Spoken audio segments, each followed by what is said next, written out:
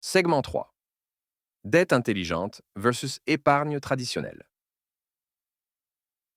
Voici une vérité qui va bouleverser tout ce qu'on vous a enseigné sur l'argent. Robert Kiyosaki affirme catégoriquement: au lieu de sortir de l'endettement, je m'endette davantage.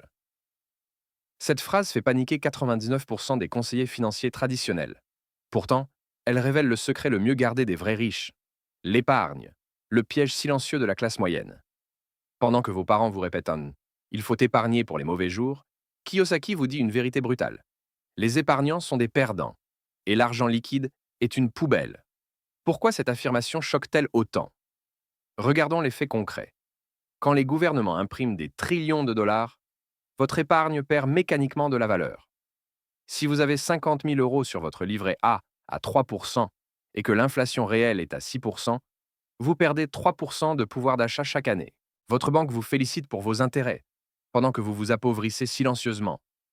L'épargnant traditionnel croit protéger son argent. En réalité, il le livre à l'érosion monétaire.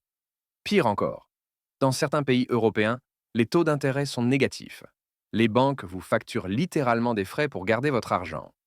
Comme dit Kiyosaki, aujourd'hui, les banques facturent des frais pour épargner votre argent. En d'autres termes, les banques ne veulent pas de votre argent. La dette qui appauvrit versus la dette qui enrichit. Attention, toutes les dettes ne se valent pas. Il existe deux catégories fondamentalement opposées: la dette qui vous appauvrit et la dette qui vous enrichit. La différence? Une dette qui appauvrit finance des passifs, une dette qui enrichit finance des actifs. La dette qui appauvrit finance votre résidence principale, votre voiture de luxe, vos vacances, vos gadgets. Chaque mois, ces achats sortent de l'argent de votre poche sans rien rapporter. Vous remboursez capital et intérêts sur des biens qui se déprécient ou qui coûtent. La dette qui enrichit finance des actifs productifs, immeubles de rapport, entreprises rentables, équipements qui génèrent des revenus. Ces investissements remboursent eux-mêmes la dette grâce aux revenus qu'ils produisent, tout en vous enrichissant. Kiyosaki illustre parfaitement ce principe. Je viens de refinancer 300 millions de dettes, passant de 5% à 2,5% d'intérêt. J'ai fait une fortune. Chaque mois, plus d'argent rentre parce que mon coût de l'argent a diminué. Il utilise la dette pour optimiser ses cash flows, pas pour consommer. L'effet de levier, l'arme secrète des riches. Voici le concept que l'école ne vous enseignera jamais: l'effet de levier financier. Kiyosaki l'explique simplement. Quand je fais 1 million en tant qu'entrepreneur, j'investis immédiatement en immobilier, avec un ratio de 4 pour 1. Je mets 1 million, j'obtiens 4 millions de la banque. Concrètement, avec 250 000 euros d'apport personnel, vous pouvez acquérir un immeuble d'1 million d'euros. Si cet immeuble prend 10% de valeur, vous gagnez 100 000 euros sur votre mise de 250 000 euros. Votre rendement réel? 40%. L'effet de levier multiplie vos gains. Mais l'effet de levier ne s'arrête pas à la plus-value. Les loyers payant les charges et remboursent l'emprunt. Au bout de 20 ans, vous possédez un actif d'1 million d'euros que les locataires ont payé pour vous. Pendant ce temps, l'épargnant a mis de côté 250 000 euros qui valent peut-être 180 000 euros en pouvoir d'achat réel. La fiscalité? Pourquoi les riches paient moins d'impôts? Kiyosaki révèle une vérité dérangeante mais légale. Quand je gagne 1 million, je garde 1 million. Pendant que son médecin paie 750 000 dollars d'impôts sur son million de revenus, l'entrepreneur optimise légalement sa fiscalité. Comment? En comprenant que le système fiscal favorise les investisseurs et les créateurs d'entreprises. Les intérêts d'emprunt immobilier sont déductibles. L'amortissement des biens diminue l'assiette taxable. Les moins-values peuvent compenser les plus-values. Les investisseurs connaissent ces règles. Les employés les ignorent. L'employé gagne d'abord, puis paie ses impôts sur le brut, puis dépense ce qui reste. L'investisseur gagne d'abord, dépense dans ses investissements déductibles, puis paie des impôts seulement sur le reste. L'ordre change tout. Le refinancement. Transformer la dette en machine à cash. Kiyosaki maîtrise une technique avancée: le refinancement stratégique. Quand les taux baissent, il refinance ses dettes pour libérer du cash flow supplémentaire.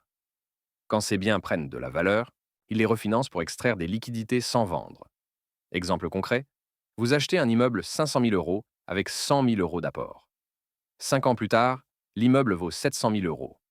Vous refinancez à 80% de la nouvelle valeur, soit 560 000 euros. Vous remboursez les 400 000 euros restants et récupérez 160 000 euros cash.